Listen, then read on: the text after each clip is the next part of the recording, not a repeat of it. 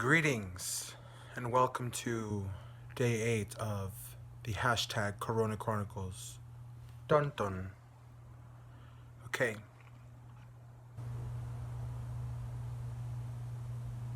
I know I've been silent for a few seconds, but let me hone in on this video, this free flowing stream of thoughts. I'm so exhausted. But this is day 8, and I committed myself to this. Now, you may be wondering, why is your boy Javi in a hospital gown? Bitch, I was at the hospital. I woke up this morning, my fucking chest hurts. It's hard for me to breathe. Oh, fuck, that's not normal. You know, I don't have the energy to fucking do much. But here's what happens. Now, this whole fucking week was horrible.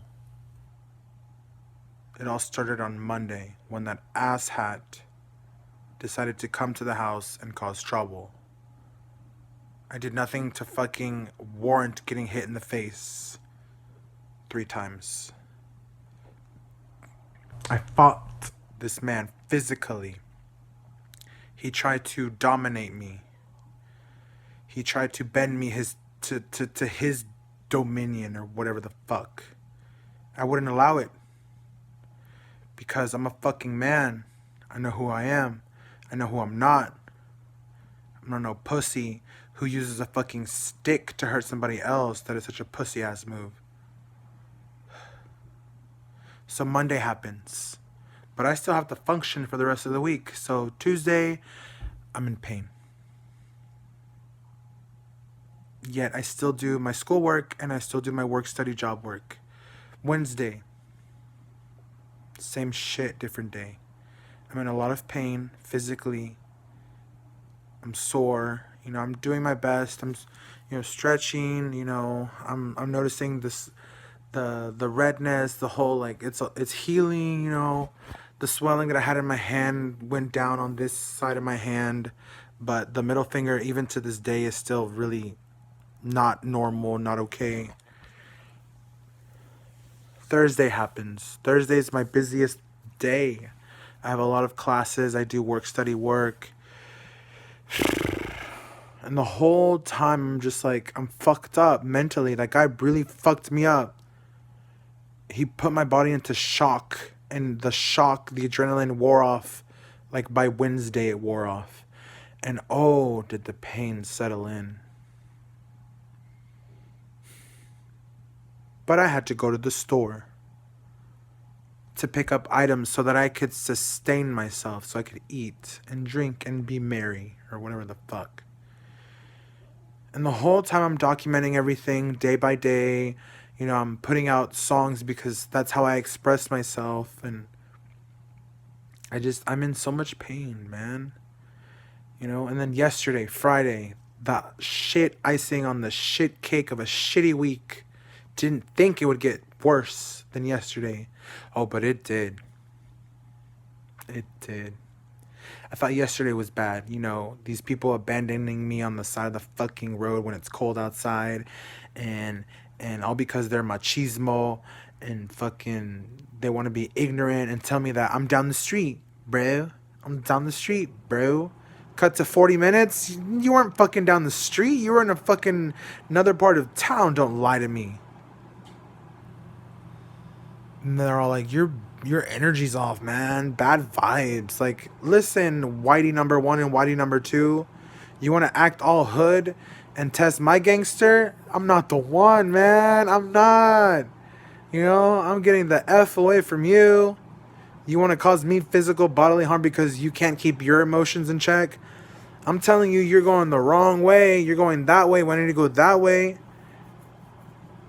And you expect gas money from me when you're not even going where I need to go? I need to go to Fiesta Mart. Where are you going? You know? I make it home yesterday close to midnight. I'm so tired and thirsty and hungry. And I'm just like, I'm going to wake up tomorrow. You know, pray to God I feel better. No! I sleep for 9 hours. I wake up chest hurting. Ouch. Shouldn't have done that. Chest hurting.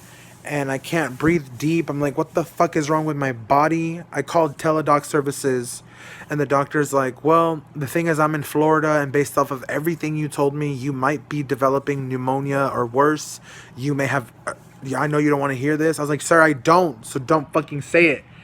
This man has the audacity, the audacity to even put in my head that I might have COVID-19. He's so just wrong for that. I told him I'm not running a fever really, you know. My temperature reads at like fucking 101, but that's normal. I'm stressed out, right? Well, that's a bad sign. I said, "Yeah, but like I don't have a cough." He's like, "Okay." I said, "I'm not runny nosed, I'm not congested, I don't have flu-like symptoms." I'm like, "My body aches because this man did this, this, and this."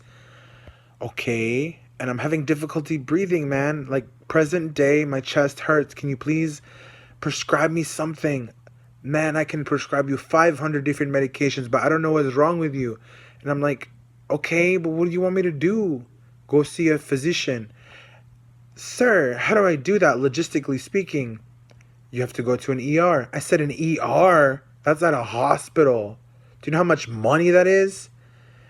Well, man, it's either you go to the ER or you rest at home and see if you get better. I'm like, okay, how am I going to get to the ER? You can call an ambulance. I said, in America, in the United States of America, do you know how much an ambulance costs? I don't have the exact. I said, too much money, sir. I said, no way. I said, you suggest I go to the ER? What's your suggestion? How do I get there? Well, don't you have a family member? Like, I'm like, what is wrong with you? I was like, yes, I do, but I'm not going to bother them to take me to the hospital. No, I cannot. But I do. And nobody can really help and with a ride. I understand that, you know.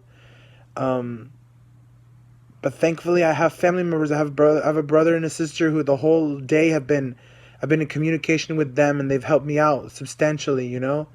They got me to where I needed to be, and where I needed to be was the hospital to see a physician. And oh my gosh, this is what happens. I'm in a hospital bed at the hospital.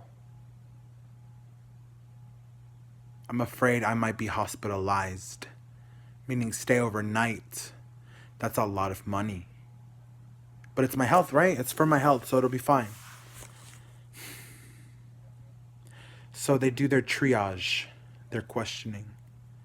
I tell them this, and this. Okay, we'll take you to a room, a quote unquote examination room. There's a guy who takes an X-ray. I'm in this hospital bed. I'm waiting. Time goes by. I'm thinking the worst. I'm like, shit. I probably have pneumonia. Like, I should. What the fuck am I gonna do? Like, what if they come back in and tell me, sir, we're so sorry, but we have to quarantine you to this room. We believe you may have contracted the virus. We have to do tests. Like, I was thinking the worst, imagining the worst, because what am I supposed to imagine? I'm in a hospital bed. I'm alone. I'm in pain. I'm physically hurting. And one of the worst things that happened was getting to the hospital. This Middle Eastern man picks up my Uber request, and cut to him just screaming at me because he thinks I'm a danger to society for even trying to go to the hospital. I said, sir, I'm not contagious. I don't have flu-like symptoms. I'm physically hurting. I need to know what's wrong with me. My teledoc, healthcare professional says I may be developing pneumonia. I said the word pneumonia, and that guy just cussed me out. He demanded I get out of his car. I said, sir, I don't fear you. I'm ordering a new car right now. First of all, let me report how you're behaving. First of all, canceled the ride. I'm still in this man's car for my safety. And this guy's just horrifically just, oh my gosh. Like, if you were in my shoes, man, I'm not in your fucking shoes. You just get out of my fucking car. And I say, I will. Trust me, I will. I will get out of your car as soon as there's another Uber driver and I can just hop in and we can go to the hospital, which is down the road. The second Uber driver is this Hispanic guy. So nice, so understanding, so compassionate. He understands that I need to go to the hospital. I'm in pain. I'm suffering. He's not afraid of me. He doesn't think I'm contagious. I tell him, this, and this. He's like, yeah, man, fuck. I'm so sorry this is happening to you. Pray to God you don't have the virus, but it sounds like you're all right. You don't have it. He's like, the people who have the virus, they have, fucking fever, fucking sneezing, coughing. He's like, you don't have fever, do you? I was like, not really. Have you been sneezing and coughing? No. He's like, well, you just probably, like the doctor said, you might be developing pneumonia, but let's get you there. And this man shows me compassion, and I cry a little bit because I'm like, wow, like that first guy was an asshat, but this guy's like a godsend in a way. And it's just like, I'm at the hospital now, and I'm trying to remain positive, and it's just so weird there. This isn't like a normal hospital. Like you would think it'd be busy, this and that, but just the way things worked, like there were zones. You had to check in here. They had to take your temperature. Then you had to go over there, and you had to explain as to what your symptoms were. And they gave me this wristband, and it's just point after point after point. And I enter the emergency room, and I go to this room, and I'm in a hospital bed, and I'm alone, and I'm afraid, and thinking the worst, and I'm just crying, and I'm listening to music, and all I'm thinking about is how I'm alone, and I don't want to be alone, and I don't want to be sick, and I don't even know how the fuck I got here. Like just a few weeks ago, I was so happy. I was in another state. I was home. I lost my mom like 9 years ago. It'll be 10 in September, and when she passed away, the meaning of home just kind of disappeared, And I spent 8 days in bliss. Like, yeah, I had some ups and downs. The downs really sucked. The ups were amazing, but just, I don't even know why I left. I was going to establish myself out there. I was going to be happy. And now I'm in Dallas, Texas, my hometown, where I grew up. I was in a state adjacent to the most coronavirus outbreaks in the nation. I wasn't even in Washington State. I was in Oregon, and Oregon was beautiful, and I was just every day in nature. And I come to this place, this city that's industrial and just full of people who are, some of them are nice and compassionate, but others are just cruel and vile and vicious and ignorant and just, ugh. And the doctor tells me after the x-rays, like, man, you don't have pneumonia, you suffered contusions. I said, explain, what's that? He said, what happened on Monday with that guy, he caused you internal bruising, external bruising, obviously. He says your fatigue is due to the fact that you have contusions. He says the only way you'll get healed is through time and rest. He said, however, I will prescribe this medicine for you to alleviate the pain and to activate the necessary, biomolecular, biochemical parts of your body that will help you to heal. And hopefully the next few days, you'll heal and you'll be fine. And in a way, I felt a bit of relief. I don't have pneumonia. Yay. They didn't fucking quarantine me to that room like I just imagined in my head. And I'm just like, the healthcare professionals there were professional. They were the epitome of professionalism. And I didn't know what to expect at the hospital. I thought, fuck, that guy really fucking did that shit. The second guy was nice, but I didn't know if the people at the hospital were going to be on edge or whatever. But no, everybody was calm and professional and polite, and they gave me hope, and fuck. But the fucked up part is I go to this hospital because of these stupid contusions or whatever, and he tells me I'm high risk, and he orders me to 14 days of isolation in my house. And I say, like, you mean I can't even go to the store to buy anything? Like, what if I need? He's like, just have it delivered. Just these are just 14 days. You can do it. And I say, yeah, yeah, man, I can do it.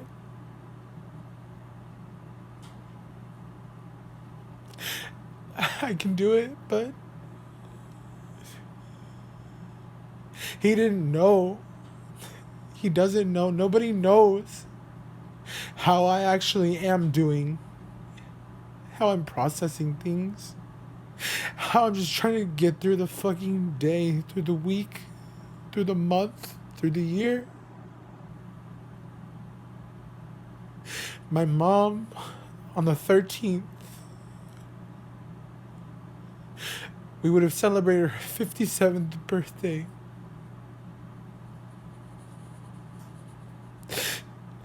On the 13th of this year, she doesn't exist. And I have to be alone. I have to self-isolate.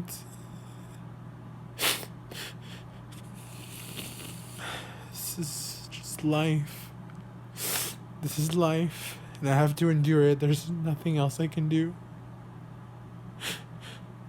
I'm not one for fucking pity parties. I'm not one for, oh, woe is me. I'm a problem solver. I'm a survivor. But damn it if I don't hurt right now. Damn it if I don't miss her.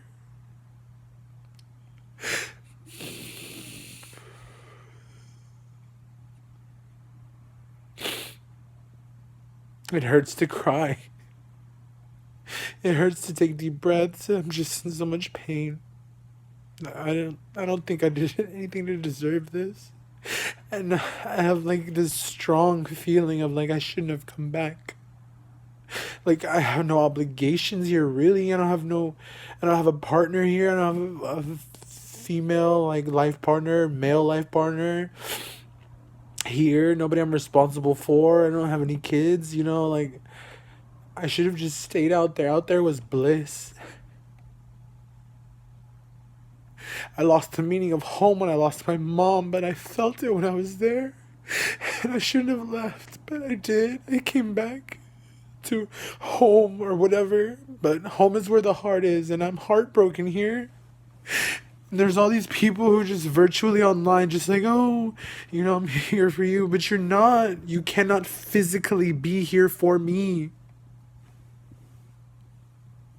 You know how there are those people who are in quarantine and isolation and they're in Europe or whatever, they're in Washington State, like nobody in the Dallas County it's shelter in place, it's essentials only, it's no, like that doesn't apply to me anymore.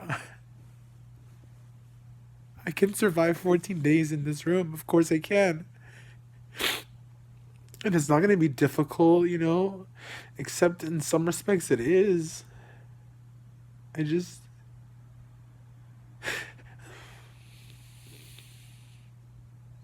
This is day 8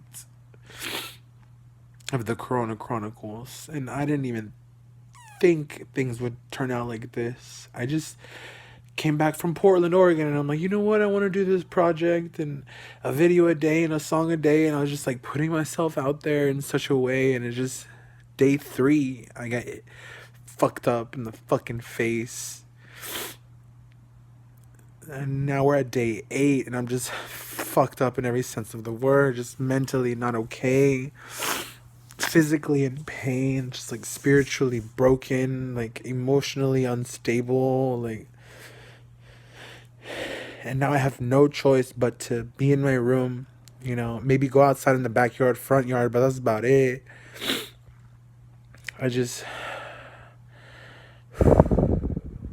I can count my blessings all day. I can be a positive thinker and optimistic, but the fucking reality is I'm in this room.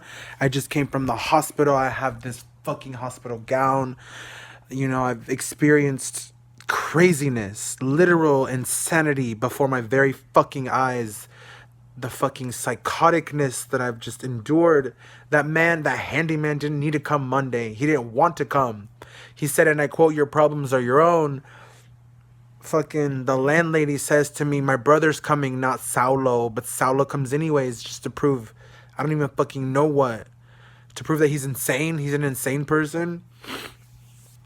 And the whole week I've had a lot of good people, you know, supporting me, but I've also had fucking people who are negative.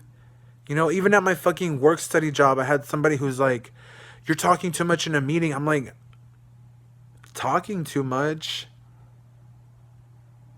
Like, I'm taking notes that I literally just posted. Of course I'm gonna talk, you know? And she's like, "You're not the leader, you know, blah, blah, blah, blah, blah." I'm like, "But I'm acting as if I am one. Like, what's wrong with that? I have a voice. Like, what the hell?" Like, no other fucking work study coworker said anything to me about me being annoying or talking too much. And it's just this one person who just had to get it off her chest. And it was just rude and unnecessary, and I didn't even engage further in that conversation. And then fucking today, getting to the hospital was an ordeal. Leaving the hospital was a bigger ordeal. I had to call 911 for my safety. This guy, this black man, this test my gangsta ass man is tripping. Why'd you even accept the ride if you were gonna be acting? I have video. I have video of this man just like screaming at me for no reason. And this is the video. The fuck up. Don't try to talk all the bullshit and then get mad because somebody coming back at you. You're talking more than I am. That. You scared. Yeah, now you're doing the passive aggressive shit. Don't do that now, sweetie, because you scared. I'm not your sweetie. You can get the fuck out. I'm not a bitch. Or you can calm like, I don't give a fuck. You need to calm down. What you talking about? No, nigga, I'm calm and fuck. If I want you to calm down, I'll move your motherfucking head. And I will move you back. I will choke you out. I will snap your neck. Don't test my gangster. Bitch, you ain't gonna snap shit in my I will. I will defend my life against the fucking no, bitch, you could have just not got in here. If you gonna be smart with me, you could have not. Who don't know how to follow directions on his stupid phone. Faggot. What's up, man? Fucking faggot. What's up, boy? Fucking faggot. What's up, boy? Fucking faggot. I got your faggot. No, I'm. Says you saw. Like I was just acting like a fucking cocksucking faggot. Excuse my language, but don't. I'm bisexual, so I can take claim of that, you know? But the guy was just straight up acting. And I just came from the hospital. I tell this man I'm not contagious, you know? I just need to go home and rest. And he's just acting, and he's just like on crack or something. Because he's just like, how the fuck did he even get 5 stars? He was an asshole. He was so rude. He was so fake nice when he first picked me up. And just like, oh my God. I called 911. I ended that video where I ended it. I called 911. I said, "Yo, man, I'm in this Uber. I don't know where I'm at. This guy's threatening me. He's obviously violent. I don't even know." Cops come. They make sure I'm safe. I get another Uber. The guy who takes me home to Spence Street manager, this really awesome white guy, and I tell him the story.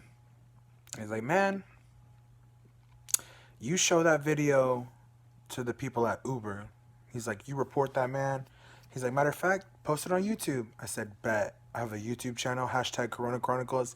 He's like, "Whoa, you know, that's a catchy hashtag." Like, I'm like, yeah. And so, like, cut to now. I'm in my room. And I'm going to be here for the next 14 days. Might go outside and catch me a squirrel. Have me a pet squirrel or some shit. I don't even know. I'm just trying to make light of this situation. But, this is a dark era we're living in, people. I can't believe this. It's also surreal, you know?